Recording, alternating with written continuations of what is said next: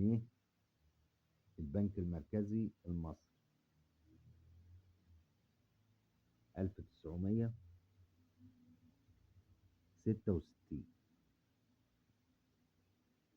الشهير بالجنيه الأخضر، هنتكلم عنه وعن سعره. البنك المركزي المصري 1966، الستينات.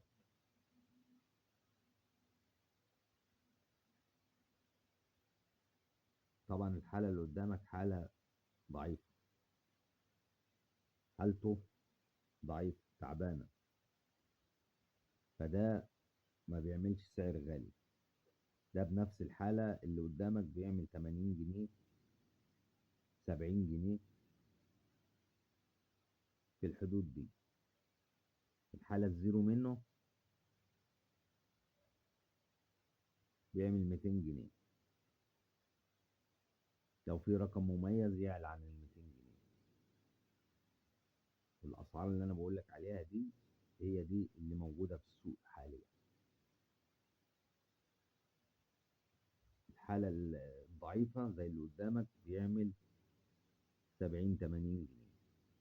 الحالة الزيرو منه بيعمل 200 جنيه، لا بيقل عن كده ولا بيزيد عن كده.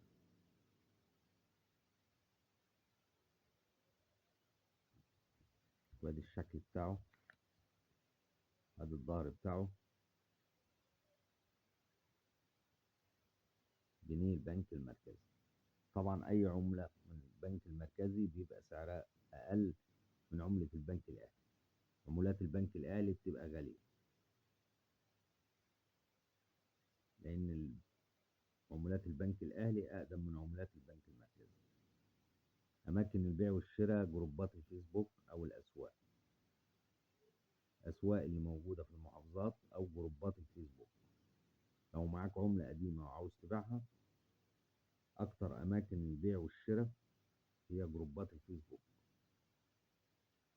تخش على اي جروب وتعرض العملة اللي معاك وتبيع العملة اللي معاك على الجروبات.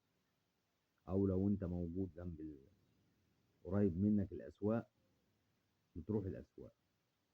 سوق ديانة في وسط البلد في القاهرة، محطة مصر في اسكندرية، المنصورة، كل المحافظات فيها أسواق العملات القديمة. متنسناش في اللايك والمتابعة.